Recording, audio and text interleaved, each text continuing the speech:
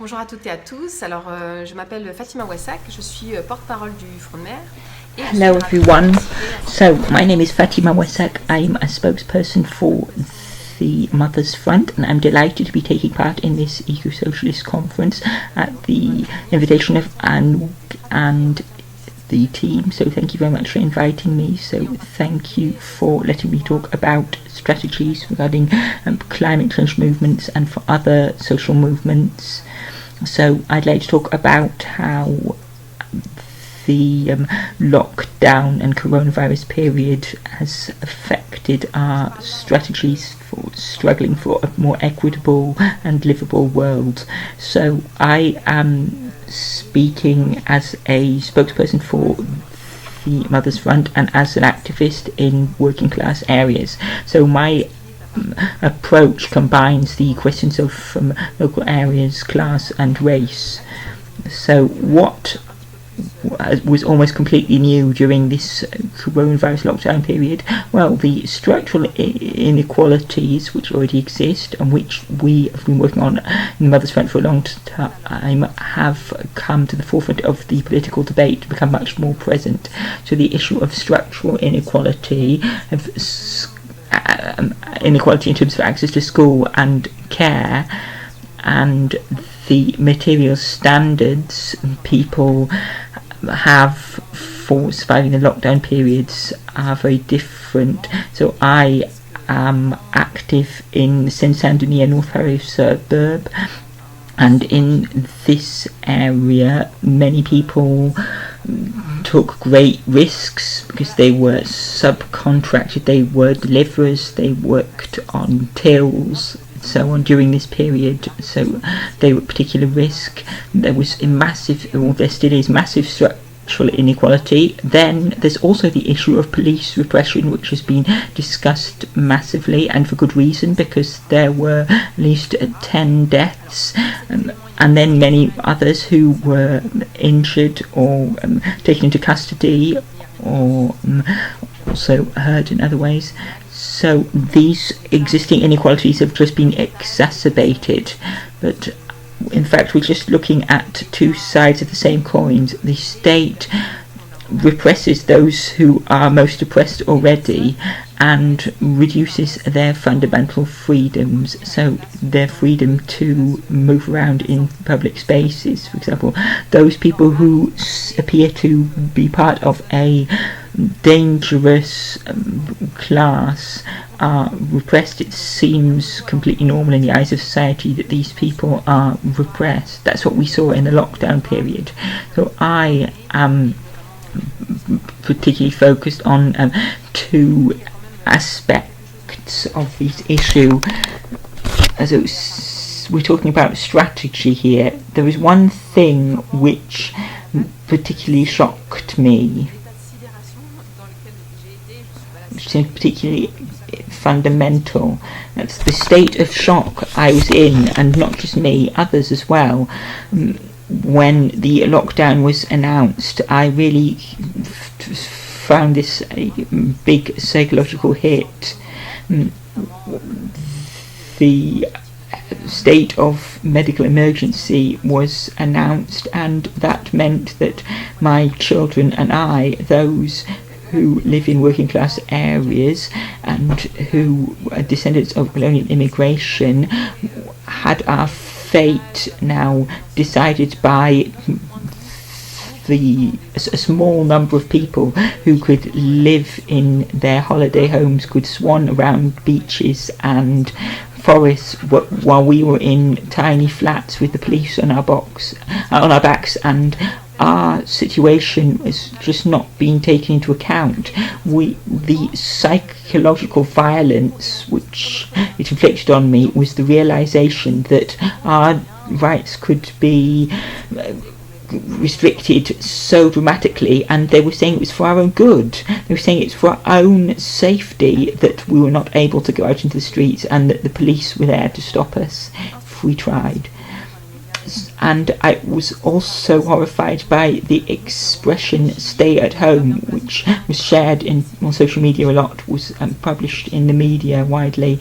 It was wasn't that we had decided to stay at home, it was you stay at home, and we knew exactly what was meant by that. It went round in the media. It seemed very racist. Just think about who was being asked to stay at home. So against that backdrop, I took great comfort in the fact that political ecology is an instrument of liberation, in particular for the residents of working class areas, for the working class, for those who descend from post-colonial immigration. It's an instrument of liberation because, for me, ecology means access to space. It means access to the local areas and access to going outside, to the environment, to the air, to being able to breathe, to not being dispossessed, to not being assigned somewhere. And that was particularly meaningful, I thought, to populations, people who don't have access to public spaces, who can't exist politically as equals in public space, and people who are hindered in their existence and their ability to move around. So ecology needs to be more central than ever in our thinking. So the question of local areas, how we run our local areas, is also important because it's a question of the destiny of our children, and so we need to take this into our own hands. We need to take over the spaces they are trying to push us out of with our children too, and we need to claim our political rights. We need to be organised politically and concretely and defend our right to travel around independently, to demonstrate for our children to play, to mess around on their scooters, to play football. Our children, my sons in particular, are massively impacted because they can't play outside. And in terms of strategy, this shows me that mothers have a huge political and strategic role to play. I look forward to being able to discuss this with you later. But this goes beyond strategy to me. Our children in working class areas, working class children, those who are descendants of post-colonial immigrants, need their mothers more than others because they suffer more discrimination and they're more disadvantaged. This is also important to me personally because it speaks to my past. I don't have as a mother, I am able to defend my children. Women and parents are groups which are organised as political forces, but mothers aren't organised as a political force, while they are a group which can suffer repression, and their children certainly do. So for me, I think it's important to promote the figure of the mother and to fight to take up the struggle as mothers. So this is part of the struggles of the working class areas, and his mothers have been part of this struggle, have been a particular figure in the last 40 years. There is historical precedent showing that women in working class areas have not hesitated to take up this struggle, and there is real potential for this. There is history we can make use of to fight as mothers, to be a political force. So there's this historical perspective which is important. The mothers' issues combine environmental issues and the issues which have been traditionally fought for in working class areas. So they bring environmentalism and working class areas together. So for 5 years, the Mothers Front has been fighting, has existed, and has worked with environmental organisations such as Greenpeace and the French Vegetarian Organisation with the L214 animal rights campaign. So we work with these groups, and this has given us some subjects to fight for over several years, and we have won many things. We've achieved a lot, and we have been able to mobilise people, therefore, in working class areas. We have been able to show people that we have moved forward, that we have achieved things. So we have also been doing this through popular education.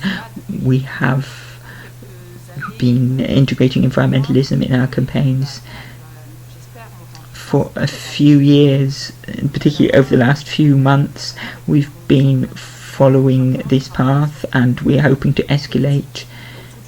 So with Alternativa and another committee, we have been working on local issues and also talking about our lands. We have been saying that we have the right to breathe, that we will not be condemned to die under the weight of 3 policemen, but also not under the weight of motorway interchanges. I live close to a motorway interchange, which is one of the most polluted in Europe, and I don't want my children to be condemned to breathe in gases which will kill them tomorrow. So the air, being able to breathe, occupying public space are issues which bring together environmental campaigns and those of working class areas. So we've got a lot of work to do on that in France, and I hope that will grow.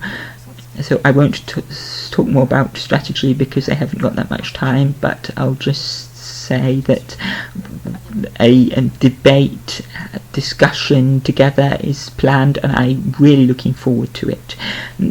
Look forward to talking to you soon. Thank you. Hi everyone, my name is Paula. I'm one of the spokespersons from Ende Gelände, and today I have been invited to speak about our strategies and how we want to achieve climate justice. I'm very happy to be here today. Ende Gelände is an alliance against lignite coal and part of the European climate justice movement. We are the people who block coal trains and coal excavators. You probably may know the pictures of massive crowds in white suits in front of the dramatic scenery of the open-cast lignite mines. Well, that's us. In theory, I could announce very good news today. In a few days, the German parliament will actually pass a law that might have initiated the end of coal-based electricity. So why don't we celebrate? Cheers to us, to the climate movement. Let's watch some movies instead of this video input. Unfortunately, there is actually no phase out of coal-based electricity. The parliament artificially delays the date of the phase out to the year 2038. And by doing so, this will be much later than in most countries within the EU. It feeds coal companies with considerable compensation for the environmental devastation they cause. And also, it does not even prevent several villages that are next to the mining areas from being destroyed. And to make things even worse, a new coal-fired power station was even opened, Datteln 4.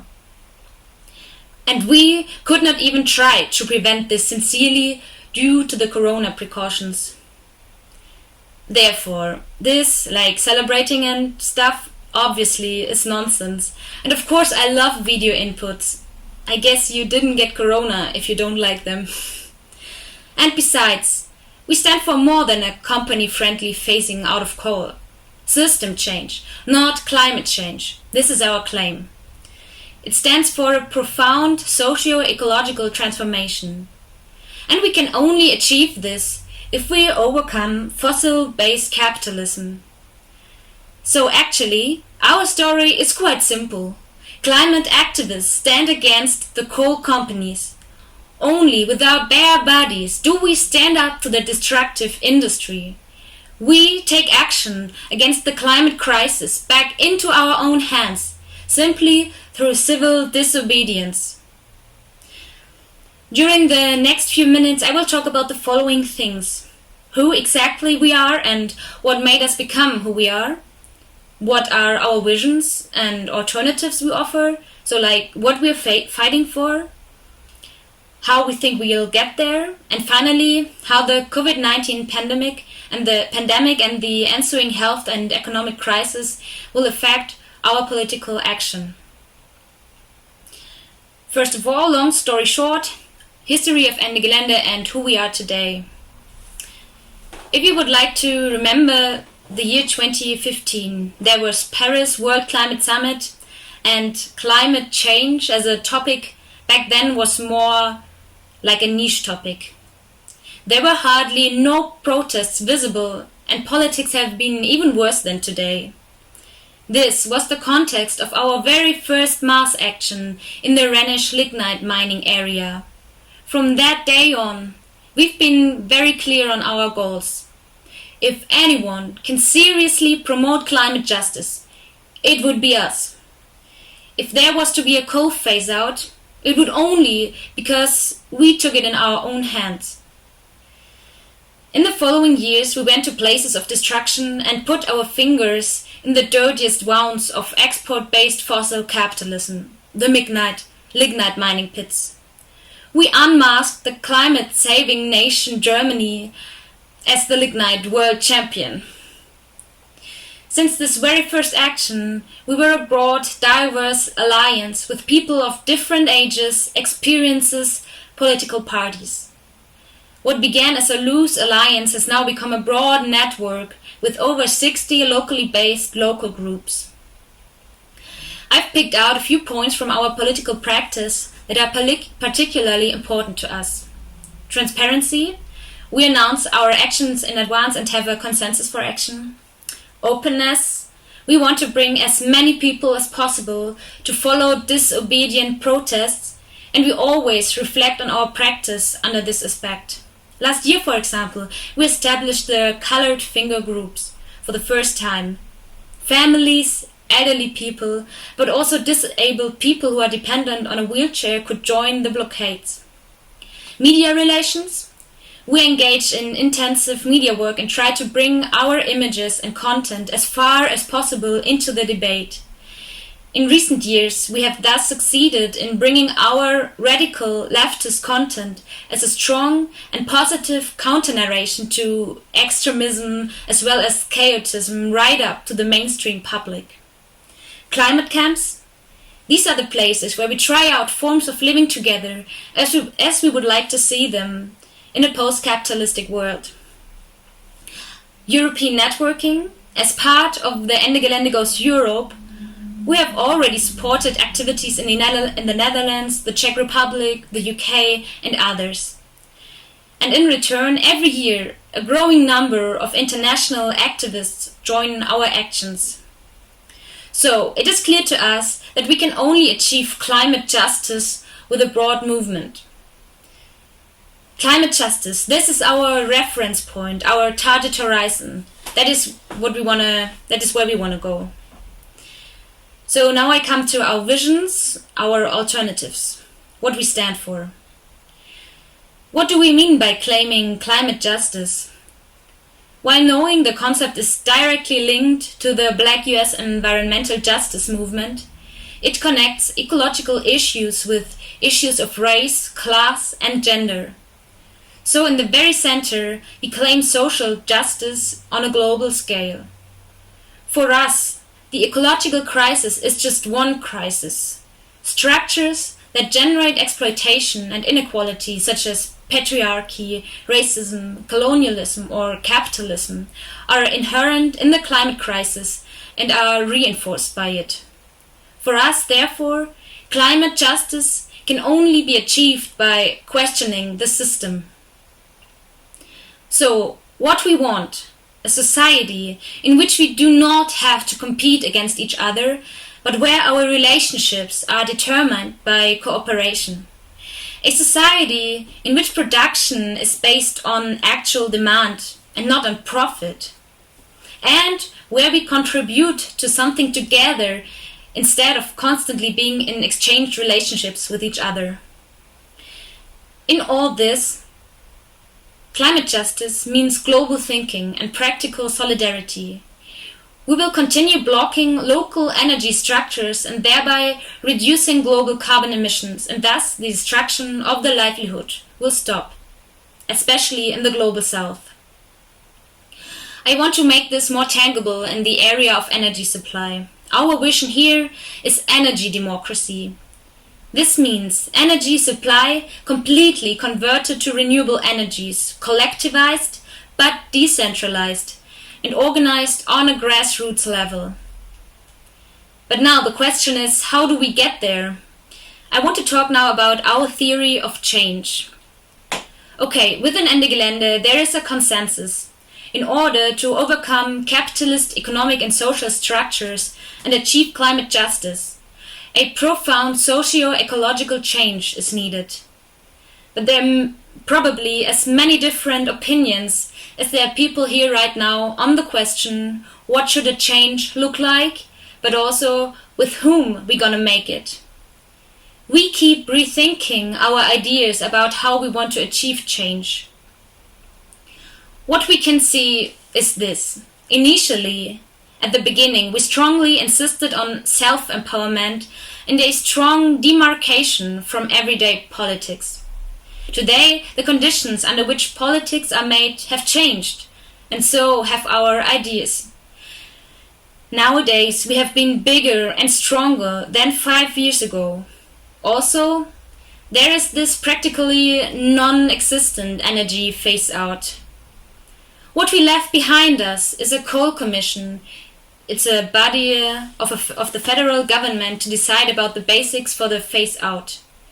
In 2019, when it was set up, the very first action aimed at scandalizing this commission, which might have been used by the government to pacify this conflict. But as we all know, thanks to Fridays for Future, they failed. Today, shortly before the Coal Prolongation Act is passed, we feel strong enough to react to this law. We do everything possible to keep this law from coming into force. But also we have to go further. We call our claims transformative claims with utopian surplus. We discuss topics such as expropriation and collectivization, building up counterpower, and social discussions about which goods are necessary and which not, and many more. Okay, another important aspect of our strategy is our cooperation with NGOs and Fridays for Future. Within the climate justice movement, we all have a specific task to perform. Our role is to encourage others to disobey and bring in radical demands. Now, just as Fridays for Future is reorienting itself, we see it as our role to make offers and to show them what a step forward could look like. Finally, there is also one aspect that is very important to me. For me, Ende Gelände is also appealing because I know that neither myself nor other members of Ende Gelände will always be able to plan for everything. At this point, I would like to quote the Zapatistas. Preguntando caminamos. We move forward by questioning. Many times before a meeting we were scared and thought, oh dear, what is this going to be like? Will we ever come to a plan for the coming year? But the experiences of the past years have taught me the final action will be by far better than we might have expected. It is this openness and also the confidence that will let us create something really important together as a movement. Which brings me to my final point. the corona crisis. What has it done to us, and which handling strategies we could find? First of all, corona completely paralyzed us. Within 3 months, we spent a lot of energy to come up with a plan for the rest of 2020.